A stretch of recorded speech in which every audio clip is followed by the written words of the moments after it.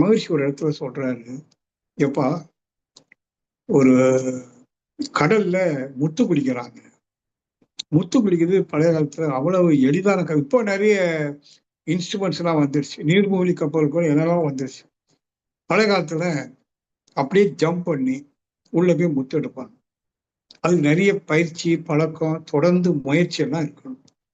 முத்து எடுத்துட்டாங்க. முத்து நிறைய கொண்டு கொடுக்குறாங்க. நம்ம மாதிரி உலகம் என்ன சொல்றோம், செய்யறோம், காசு கொடுத்து வாங்கி பயன்படுத்துறோம். அது என்ன சொல்றோம், கன்சியூமர், நுகர்வோர். நம்மளாம் யாரு, அந்த முத்தை நுகர்ந்து பயனடைகிறோம், சந்தோஷம் அடையும்.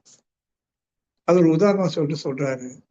அவர் சொல்றாரு மகிழ்ச்சி, நான் எப்படி அவன் முத்து எடுத்தானோ கஷ்டப்பட்டு, அது மாதிரி நான் இறை தத்துவம் என்ற ஒரு முத்தை ரொம்ப சிரமப்பட்டு என் வாழ்க்கையை அதுக்குன்னே ஒதுக்கி, சின்ன வயசுல இருந்து அதுக்குன்னே ஒதுக்கி நான் அந்த நல் முத்தை எடுத்துட்டேன். அந்த தத்துவம், இறை தத்துவம், உண்மையான தெய்வம் எது, அதனுடைய வெளிப்பாடு, செயல்பாடு, விளைவுகள் அத்தனையும் நான் எடுத்துட்டேன். நீங்க சிரமப்பட வேண்டாம். பாருங்க, நம்மளை பார்த்து அன்போட, நீ யாரும் பெருசா சிரமப்பட வேண்டாம். இந்த விஷயத்தை கொஞ்சம் புரிந்து கொள்ளும். சுத்தவெளி தொட்டு மனித மனம் வரைக்கும் அந்த தோற்றம், இயக்கம், விளைவு எப்படின்னு புரிஞ்சுக்கிட்டு, நான் அதை தரக்கூடிய முத்து என்ன, அந்த முத்துக்கு என்ன வார்த்தை சொல்லலாம், எசன்ஸ்.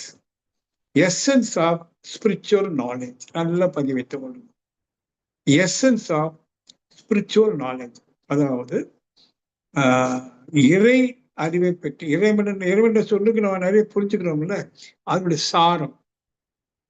கீதாச்சாரம்னு போட்டு கொடுக்குறாங்களே, கீதைங்கிறது பெரிய வால்யூம், நிறைய பேருக்கு படிக்க முடியாது, படிக்க நேரம் இருக்காது, புரியாது.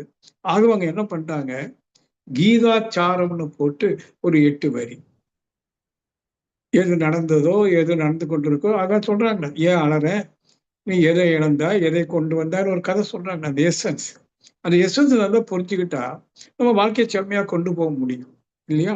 அதே மாதிரி essence of the spiritual knowledge, இயற்கை தத்துவத்தில் உள்ள சாரம் என்ன, அதுதான் முட்டுன்னு நான் சொல்றேன். அந்த சாரத்தை மட்டும் நீங்க பிடிச்சிட்டு அதை அடிப்படையா கொண்டு வாழ்ந்தாலே போதும், நீங்க மேல்நிலைக்கு போயிடலாம். நுகர்வோர், எதை நுகர்றோம், essence of the spiritual knowledge. அதை புரிச்சு அதை எடுத்து பயன்படுத்துவீங்கன்னா நம்ம அடைய வேண்டிய இலக்கு, நான் என்னை அடையணும், நீ உன்னை அடையணும், நீங்கள் எல்லோரும் உங்களை அடையணும். தன்னை அடைவதுதானே யோகம். தன்னை அடைவது எப்ப எளிது, அந்த எசன்ஸ் ஆஃப் தி ஸ்பிரிச்சுவல் நாலேஜை அன்றாட வாழ்க்கையில பயன்படுத்திட்டே வரும். நுகர்வோர், பி எ கன்சியூமர். அது என்ன முத்துன்னு கேள்வி, அதுதான் இப்ப நான் சொல்ல வரேன்.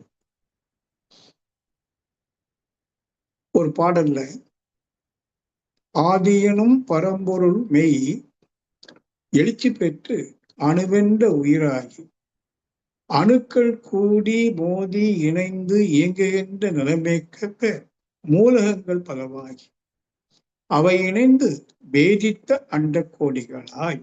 என்ன சொல்றாரு, ஆதியனும் பரம்பொருள் சுத்தவெளி, அதான் மெய்ப்பொருள், அது எழுச்சி பெற்று படிப்படியா பஞ்சபூதங்களாகி பிரபஞ்சமாகி மற்றும் மற்றும் மேலும் மற்றும் பிறப்பு இறப்பிடை உணர்தல் இயக்கமாகி, பிறப்பு இறப்புனா ஜீவன், உயிரினங்கள், அந்த உயிரினங்களோட சுத்தவெளி என்ற பரம்பொருள் மெய்ப்பொருள் என்னவா இருக்கா, உணர்தல் இயக்கமாகி.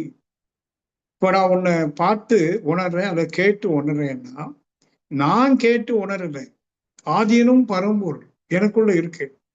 அது பிறப்பு இறப்பு இடை, ஜீவங்கள் இடை உணர்தல் இயக்கமாகி, எல்லா ஜீவங்கள்டையும் மனிதட்டையும் உணர்தல் என்ற இயக்கமாகி இருக்கு. ஆனா மனிதன்ல மாமனிதன் ஒரு குறிப்பு இருக்கு. அவங்க தான் மாந்தர் என்று சொல்றோம், மனிதன் என்று சொல்ற மாந்தர். அடுத்து உணர்தல் இயக்கமாகி நீதி நெறி உணர் மாந்தராகி. அப்ப யார மாந்தர் எடுக்கணும், மாமனிதன் எடுக்கணும்னு சொன்னா, நீதி நெறி, நீதிதான் என்ன, ஒண்ணு இறை நீதி, நெறி என்றால் அறநெறி, இறை நீதி அறநெறி உணர் மாந்தராகி. அந்த மேன்மை அடைஞ்ச பிறகு தொண்டாற்றி இன்பம் காண்போம். அந்த மாந்தருங்கிற நிலை அடைஞ்ச பிறகு அந்த மாந்தனுக்கு அவனுக்குன்னு ஒண்ணுமே தேவைப்படாது. ஏன்னா அவனுக்கு எனது என்றோ நான் என்றோ ஒரு எண்ணமே இருக்காது.